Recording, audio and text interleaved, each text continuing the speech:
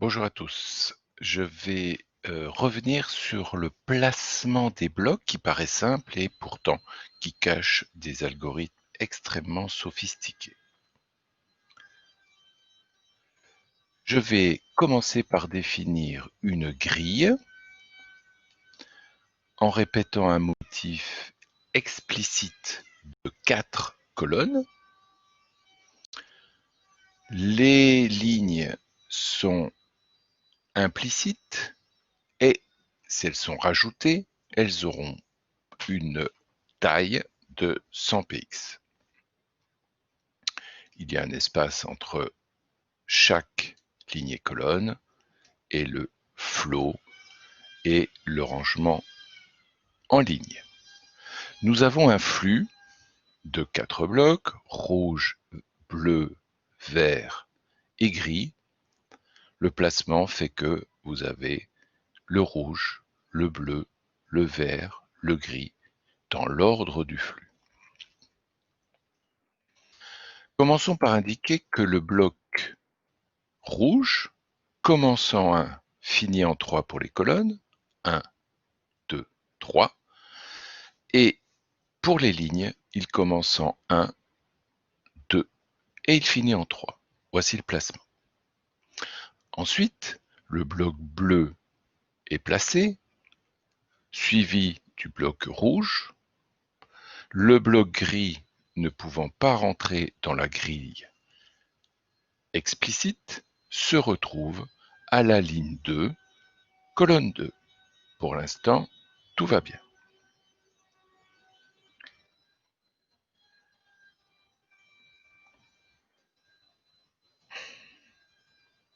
Changeons l'ordre sur non plus le bloc rouge, mais maintenant le bloc bleu. Que se passe-t-il? Le bloc bleu va commencer à la colonne 1 jusqu'à la colonne 3, de la ligne 1 jusqu'à la ligne 3. Ensuite, on place le bloc rouge, le bloc vert et le bloc gris. Comment faut-il interpréter l'algorithme? Nous allons essayer de simplifier les choses.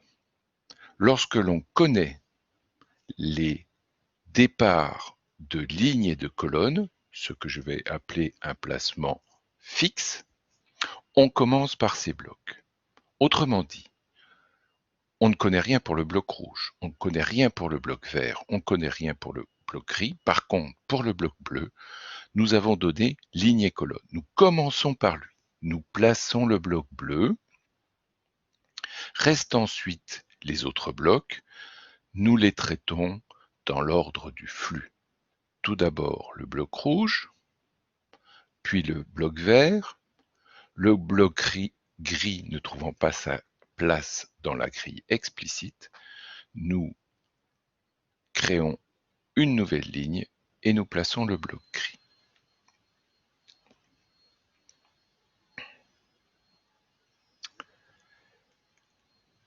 La chose se complique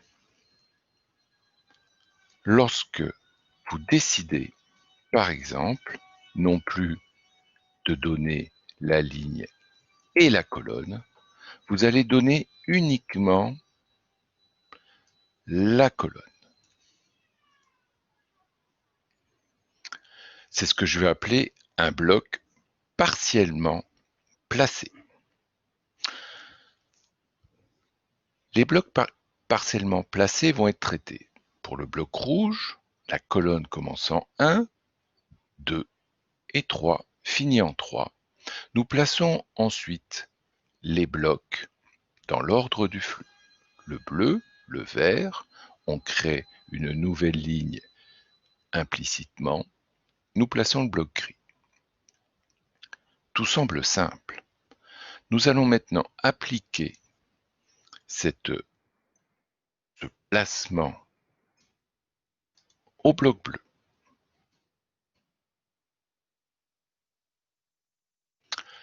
Le résultat est surprenant et donc très intéressant à étudier. Lorsque vous connaissez la ligne et la colonne, ce que j'ai appelé un bloc fixe, nous les traitons en priorité et les autres blocs peuvent être placés indépendamment du flux. Par contre, ici, pour le bloc bleu, il est très intéressant de noter que nous avons d'abord traité, non pas le bloc bleu comme tout à l'heure, mais nous avons traité le flux, l'ordre du flux. Autrement dit, nous avons commencé à placer le bloc rouge. Il est à la première colonne, première ligne. Ensuite, nous avons un bloc bleu dont nous donnons uniquement le début de colonne et la fin de colonne.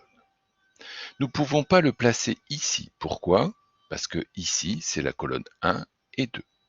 Bilan, nous trouvons une ligne garantissant le placement que vous venez d'écrire, 1, 3. Nous le plaçons donc à la deuxième ligne. Le bloc est bien placé en 1, 3. Alors jusque-là, ça paraît simple et cohérent. Mais par rapport à tout à l'heure, le bloc vert, la vraie question, c'est qu'on aurait pu croire qu'il allait se placer ici et le bloc gris ici. Nous en concluons, même si les algorithmes évidemment programmés sont beaucoup plus complexes que ça, lorsque nous connaissons uniquement une dimension, le flux est conservé. Je répète, nous avons d'abord traité le rouge, puis nous avons traité le bleu, et ensuite nous traitons le vert, mais le vert garde l'ordre du flux, c'est-à-dire qu'il ne peut pas passer avant le bloc bleu. Ce que je viens de dire ici est essentiel. Si nous avons compris, nous allons imaginer le résultat si nous plaçons le bloc vert, comme tout à l'heure, en colonne 1, et nous finissons en colonne 3. Y a-t-il des blocs dont nous connaissons le placement fixe, à savoir ligne-colonne? Non. Donc, ils ne sont pas traités en priorité. Ensuite, nous allons appliquer la règle du flux. Le premier bloc rouge est placé en priorité. Ensuite vient le bloc bleu, le bloc 3 et le bloc 4.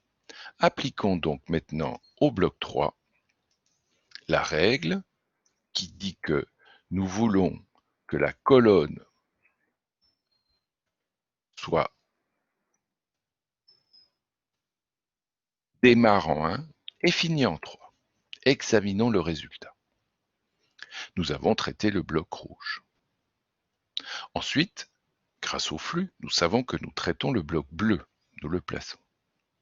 Le bloc 3, nous appliquons la règle.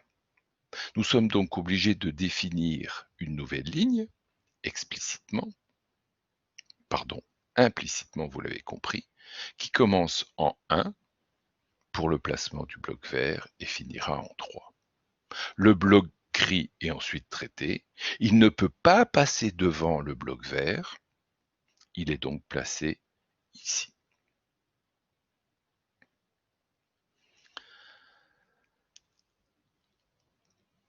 Voici les cas intéressants que nous voulions traiter dans cette courte vidéo.